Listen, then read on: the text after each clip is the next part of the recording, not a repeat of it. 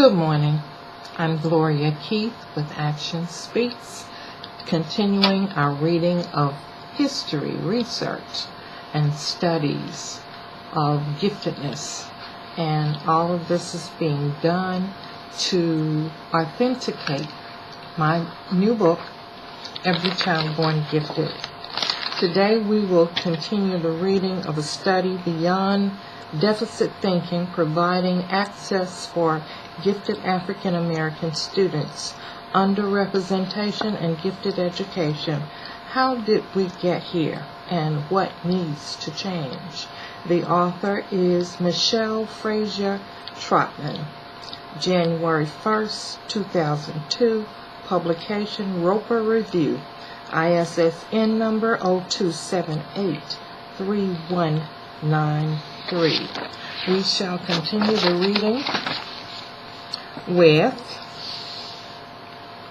teaching and testing and assessment issues. The use of tests to identify and assess students is, of course, pervasive in gifted education. Test scores play a dominant role in identification and placement decisions. For example, a study by Van Tassel, Basker,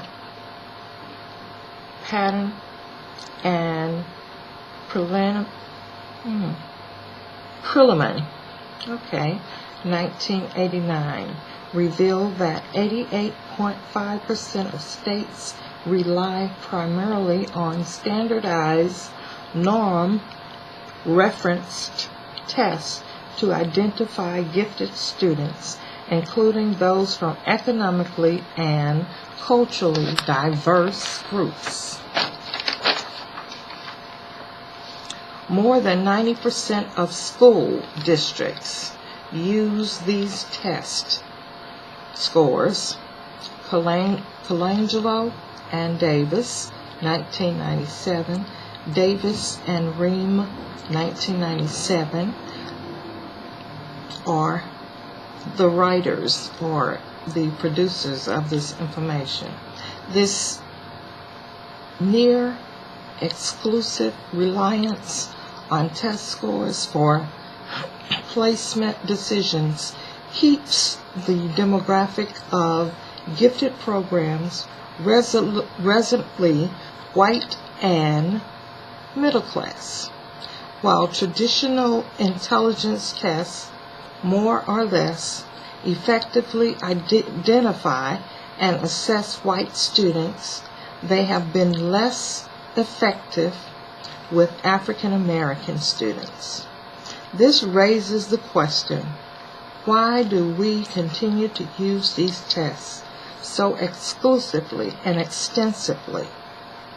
Educators can choose from at least 3 explanations for the poor test performance of black students. 1, the fault rests within the test, e.g. test bias. 2, the fault rests with the educational environment, e.g. poor instruction and lack of access to high-quality education contributes to poor test scores. Or 3, the fault rests with or within the student, e.g. he or she is cognitively inferior or culturally deprived.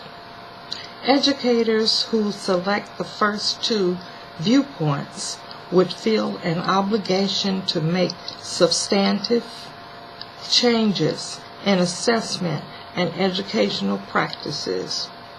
These views consider the influence of the environment on test performance. However, the last explanation rests in deficit thinking.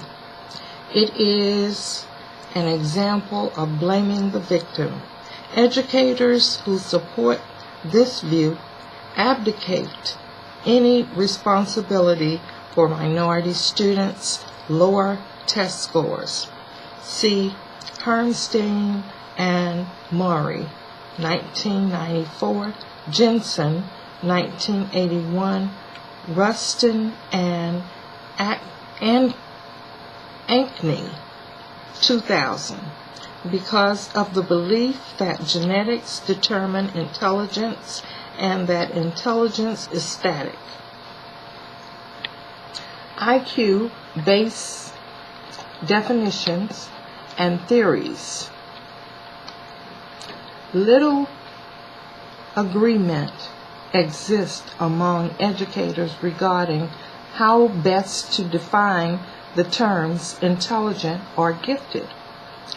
Cassidy and Hostler, 1992, found that most states continue to follow the 1997 or older federal definition of gifted. They use either the 1978 federal definition outright or a modification.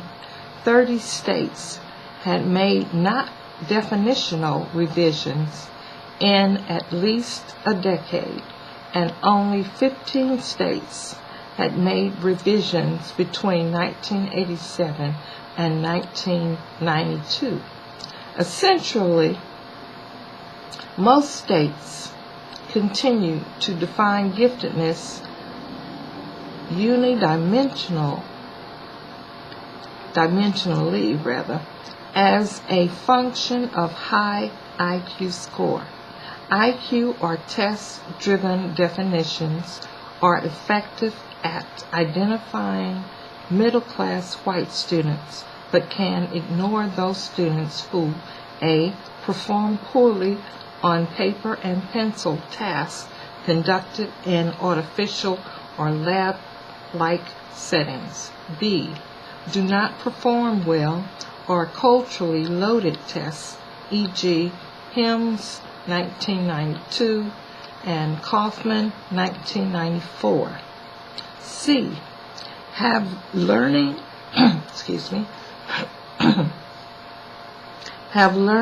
and or cognitive styles that are different from white students, e.g. Hilliard, 1989, Shade, Kelly, and Oberg, 1997. D. Have test anxiety, Ford, 1995, or E. Have low achievement motivation, e.g. Ford, 1996, Wetzler, 1991. Inadequate policies and practices. Procedural and policy issues also contribute to the underrepresentation of black students in gifted education. Specifically, teachers systematically under-refer minority students for gifted education service, e.g. Ford, 1995, Sakuzo, Johnson, and Gurdon, 1994. Ford found many black students in her study who had high test scores, but were underrepresented in gifted education because teachers did not refer them for screening. In other words, when teacher referral is the first or only recruitment step, gifted black students are likely to be underrepresented. To repeat, perceptions have a powerful influence on our behavior and decisions, as explained in Table 3. Lack of multicultural preparations among teachers. Few pre-service teachers receive exposure to multicultural educational experiences, multicultural curriculum and instructions, and internship and practicum in urban settings, etc. See Banks and Banks, 1995. At institutions of higher education, most students graduate with monocultural or ethnocentric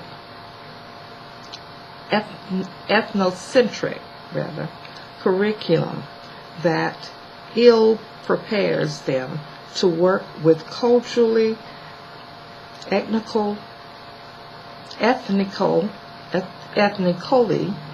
ethnically, and linguistically diverse students.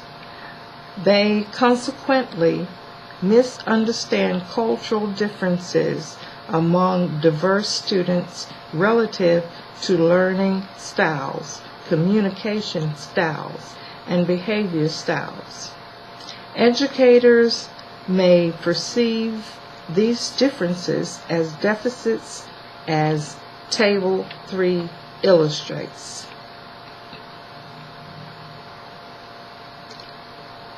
That's all we have for you today, or for this session.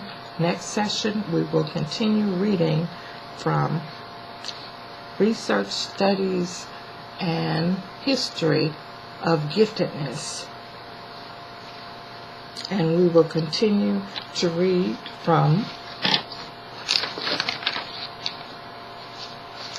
hold on just a second, Beyond Deficit Thinking, Providing Access for Gifted African Students, Underrepresentation in Gifted Education. How did we get here? And what needs to change? The author is Michelle Trotman. We shall continue the reading in the next session. May God bless you and keep you. Gloria Keith, Action Speaks.